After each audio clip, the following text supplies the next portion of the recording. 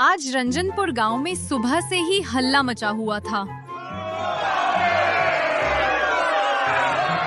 अरे पता नहीं कब इन शैतानों से पीछा छूटेगा भाया। इन्होंने तो हम सब गांव वालों का जीना हराम कर दिया है। परेशानी की वजह थे गांव के दो नटखट, चुन्नी और ठिठोली राम। भैंसों की पूंछ में कपड़ा बांधकर आग लगा देना ताकि वो भागती फिरें। पानी के हैंडपंप में नींबू या साबुन ठूस देना जिससे पानी झागदार निकलने लगे। स्कूल की घंटी छिपा देना या गलत समय पर बजा देना ताकि बच्चे छुट्टी समझ लें। किसी के खेत में बिजू का कौवा भगाने वाला पुतला को उल्टा लटका देना। गांव के चौपाल में रखी चप्पलें आपस में बदल देना। लोटे या बाल्टी में मेंढक डाल देना जिससे औरतें चिल्ला उठें। रात को दीवारों पर कोयले से भूत जैसी आकृतियां बना देना। किसी के बैलगाड़ी या साइकिल के पहिए में रस्सी बांध देना ताकि वो घूमते समय अटक जाएं। पंडित जी की पूजा की थाली में नकली सांप रख देना। सारी शरारत करने के बाद भी गांव की चौपाल के बरगद के पेड़ के नीचे बैठकर गप्पे मारना और नई नई शरारती योजनाएं बनाना, बस यही थी दोनों की दिनचर्या। चुन्नी की माँ मेहनत मजदूरी कर घर चलाती तो वही चुन्नी दिन भर गांव में अपने दोस्त ठिठोली राम के साथ मटर गश्ती करता और घर पर आकर लेटे लेटे बड़े बड़े सपने देखता रहता। पूरा गांव चुन्नी की हरकतों से परेशान था। गांव में किसी का कोई भी नुकसान होता तो उसमें चुन्नी का ही हाथ होता। लोग आए दिन चुन्नी के घर आकर उसकी माँ से शिकायत करते। बहन चुन्नी ने तो सारे गांव का जीना हराम कर रखा है। आप उसकी माँ हो, उसे समझाओ कि ऐसी शरारतें ना करे, वरना अब तो पानी सर से ऊपर चला गया है। हम सब गांव वाले मिलकर उसे इस गांव से बाहर निकाल देंगे।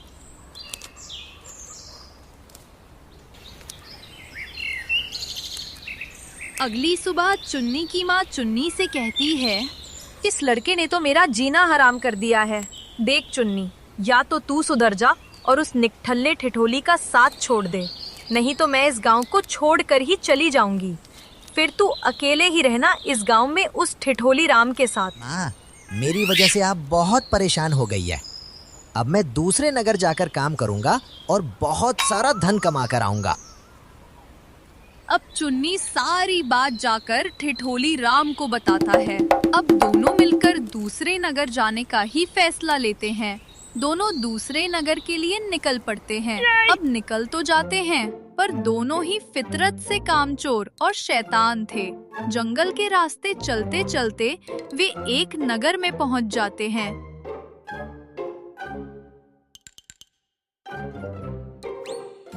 ठिठोली, वो नगर देख रहे हो? क्यों ना कुछ दिन हम यही रहकर धन कमाएं। यहाँ तो धन पेड़ पर लटक रहा है। चुप करो, मुझे तो बहुत भूख लग रही है। क्या करूं? हाँ, ठिठोली, भूख तो मुझे भी लग रही है, पर मेरे मन में एक युक्ति है जिससे कम से कम पेट तो भर ही जाएगा। वैसे एक उपाय तो है, अगर तुम कहो तो बताऊं? हाँ हाँ बताओ, नेकी और पूछ पूछ।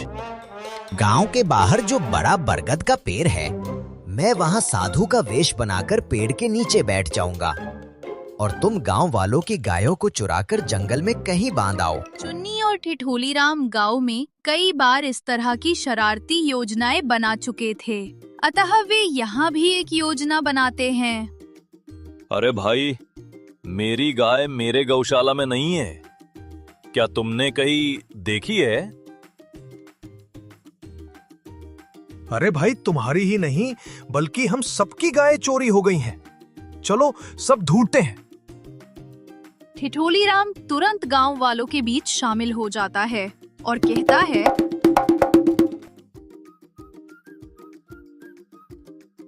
अरे भाइयों, क्या तुम्हें पता है गांव के बाहर बरगद के पेड़ के नीचे एक बहुत बड़े ज्ञानी साधु बैठे हैं। क्यों न उन्हीं से कुछ सहायता ली जाए। हाँ हाँ भाइयों, चलो सब।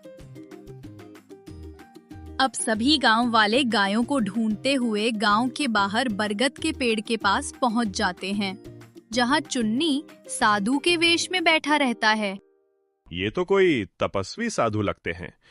क्यों ना साधु महाराज से प्रार्थना करें। हम अंतर्यामी है बच्चा, हमें तुम्हारी परेशानी पता है बालक। तुम सबकी गाय कहीं खो गई हैं और तुम सब उन्हें ही ढूंढ रहे हो। सत्य वचन प्रभु ऐसा ही है। साधु महाराज की जय। प्रभु साधु महाराज, आप कृपा करके हमारी मदद करें। हम अपनी दिव्य दृष्टि से देख पा रहे हैं कि आप सबकी गाय कौन सी दिशा में है। मैं आप लोगों की गायों को अपनी मंत्र सिद्धि से यही बुला देता हूँ। अब दूर से देख रहा ठिठोली, जो चुन्नी के इशारे का इंतजार कर रहा था, उसने जंगल में बांधी गायों को खोल दिया और गांव वालों की तरफ हाँक दिया। अपनी गायों को आते देखकर गांव वालों के आश्चर्य का ठिकाना न रहा और वो सब साधु महाराज की जय जयकार करने लगे। अब गांव वालों ने खुश होकर बाबा और बाबा के चेले को भोजन, वस्त्र और धन उपहार स्वरूप भेंट किया जाने लगा। अब दोनों की जिंदगी मजे से कटने लगी। अब साधु महाराज की प्रसिद्धि दूर दूर तक फैलने लगी। अब एक दिन साधु की प्रसिद्धि इस राज्य के महाराज के कानों तक पहुंच गई। मित्र, मुझे तो इस फैलती हुई झूठी प्रसिद्धि से डर लग रहा है। न जाने कब हम दोनों की असलियत सबके सामने आ जाएगी और पता नहीं हमारे साथ लोग क्या करेंगे। अरे शुभ शुभ बोलो, ऐसा कुछ नहीं होगा। और फिर जो होगा देखा जाएगा। जिस दिन हमारे पास बहुत सारा धन हो जाएगा, उसी दिन सारा माल समेटकर भाग जाएंगे। अब एक दिन उस राज्य की राजकुमारी का हीरो का हार चोरी हो जाता है। सारे राज्य में खबर फैला दी गई कि राजकुमारी का हीरो का हार खो गया है। अतः जो इस हार को ढूंढ कर देगा, उसे महाराज बहुत बड़ा इनाम देंगे। बहुत कोशिशों के बाद भी हार का कुछ भी पता न चल पाया, तो एक व्यक्ति दरबार में गया और महाराज से बोला, महाराज, हमारे राज्य के एक गांव में एक अंतर्यामी साधु महाराज अपने चेले के साथ रहते हैं। अगर आप उनको राज दरबार बुलाकर विनती करें तो जरूर राजकुमारी के हार का पता चल जाएगा। अब महाराज पुत्री के हट के सामने मजबूर थे, अतः उन्होंने अपने मंत्री को आदेश दिया कि सम्मान सहित साधु बाबा को दरबार में उपस्थित कर दिया जाए। मंत्री सैनिकों के साथ साधु और चेले को लेने साधु के पास आ जाते हैं। प्रणाम साधु महाराज, इस राज्य के महाराज ने आपको तुरंत महल में बुलाया है। हम सब आपको लेने आए हैं। ये सुनकर साधु बाबा और चेले ठिठोली के शरीर से मानो किसी ने प्राण खींच लिए हो। थोड़ा खुद को संभाल कर चेला ठिठोली राम बोला, अब क्यों बालक, हम तो साधु हैं। हमने क्या अपराध किया है? हम क्यों चलेंगे राजमहल? अब मंत्री जी ने सारा माजरा समझाया और राजकुमारी के हार खो जाने की बात साधु को बताई। ये सुनकर गुरु और चेला ने मन ही मन सोच लिया कि अब तो हमारे प्राण पखेरु उड़ने वाले हैं। पर दोनों ने फैसला किया कि चलो जो होगा देखा जाएगा। दोनों चेहरे पर नकली मुस्कान लिए महल में पहुंच जाते हैं।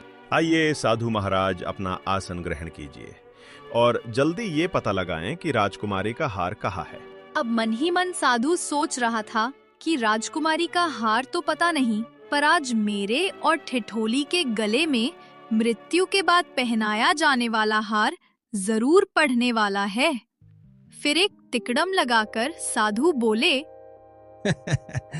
महाराज, आपके प्रश्न के जवाब के लिए मुझे एक जरूरी अनुष्ठान करना होगा और कल सुबह नदी से स्नान करके आने के बाद ही राजकुमारी के हार का पता लग पाएगा। अरे ये क्या कह दिया तुमने? कल हम कैसे पता लगाएंगे कि राजकुमारी का हार कहाँ है? अरे ठिठोली, ये तिकड़म मैंने इसलिए लगाया है कि राजा को कल सुबह हमारी असलियत का पता चल जाएगा कि हम दोनों नकली साधु हैं, तो हमें प्राण दंड दे देंगे। इसलिए स्नान करने के बहाने जब सैनिक विश्राम कर रहे होंगे, तो मैं और तुम वहां से भागकर अपने प्राण बचा लेंगे। भले ही उस रात साधु और चेला मखमली नरम बिस्तर पर थे, लेकिन नींद आंखों से कोसों दूर थी।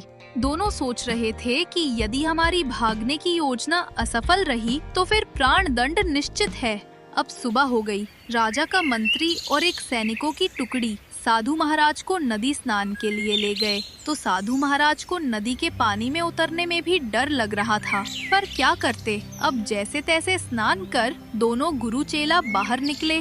सैनिकों ने उन्हें घेर लिया, यानी भागने को पल भर का समय भी नहीं मिला, और मंत्री के साथ वापस महल की ओर चल पड़े। चुन्नी, हम पहले पहले ऐसे अपराधी होंगे जो स्नान करने के बाद फांसी पर लटकने जा रहे हैं। मृत्यु के डर से साधु महाराज को अपने पिताश्री तोताराम याद आने लगे और वो बड़बड़ाने लगे। आज तोताराम का बेटा मर जाएगा, तोताराम का बेटा मर जाएगा। ये सुनकर राजा का मंत्री विट्ठल नाथ जी के होश उड़ गए, क्योंकि संयोगवश मंत्री जी के पिता का नाम भी तोताराम ही था, और वास्तव में राजकुमारी का हार भी मंत्री जी ने ही चुराया था। अतः मंत्री तुरंत साधु के पैरों पर गिरकर बोला, आप धन्य हो साधु महाराज, आपने चोर का पता लगा ही लिया। मैं ही हूं तोताराम का पुत्र, जिसने चोरी की। आप मुझे माफ कर दो और राजा के सामने मेरा नाम मत लेना। मैं आपको बहुत सारी धन संपत्ति लेकर दूंगा। ये सुनकर चुन्नी की समझ में पूरा मामला आ गया। चुन्नी ने मन ही मन सोचा कि चलो कम से कम अब हम दोनों के प्राण तो बच गए। मुझे तो पहले ही पता था कि वो चोर तुम हो, लेकिन मैंने जानबूझकर तुम्हारे प्राण बचाने के लिए नहीं बताया। अब चुपचाप वो हार मुझे दे दो और धन की पोटलियां मेरे चेले को सौंप दो। अब साधु ने अपने चेले ठिठोली को हार महल में ही कहीं आसपास छुपाने को कहा, ताकि हम बाद में राजा को ढूंढ कर दे दें। अब तो चुन्नी साधु बाबा खुद को सिद्ध बाबा बताने के लिए कई प्रकार के अनदेखे अनुष्ठान और अनसुने मंत्रों का जाप करने लगे, और यज्ञ में अंतिम आहुति डालने के बाद बोले, महाराज, हार कहीं चोरी नहीं हुआ, बल्कि महल में ही है। मंत्री जी, आप तुरंत उस आसन के नीचे देखिए। वास्तव में राजकुमारी का हार मिल गया, क्योंकि वो तो चेले ने पहले ही वहां रख दिया था। सभी लोग साधु बाबा की जय जयकार करने लगे। आज साधु महाराज ने सिद्ध कर दिया कि वे अंतर्यामी और एक सिद्ध महात्मा हैं। साधु जी को 1000 स्वर्ण मुद्राएं भेंट स्वरूप प्रदान कर दी जाए। अब साधु यानी चुन्नी और ठिठोली राम बहुत सारा धन लेकर वापस अपनी झोंपड़ी में लौट आए। देखा तुमने चुन्नी, हमने बहुत सारा धन कमा लिया। हाँ ठिठोली, धन तो कमा लिया, पर प्रहर बड़ी मुश्किल से बचे हैं। मेरी बात मानो और तुरंत अपने गांव लौट चलते हैं। इस धन का उपयोग हम अपने गांव की भलाई में खर्च करेंगे। हाँ चुन्नी, तुम ठीक कह रहे हो, हमें ऐसा ही करना चाहिए। अब दोनों धन लेकर अपने गांव लौट आते हैं और ईमानदारी से अपने खेतों में मेहनत करके जीवन बिताने लगते हैं, और अपना कमाया हुआ धन गांव की भलाई में लगाने लगे। अब सारे गांव वाले चुन्नी और ठिठोली राम से बहुत खुश थे। इसीलिए कहते हैं कि अगर सुबह का भूला शाम को घर आ जाए तो उसे भूला हुआ नहीं कहते।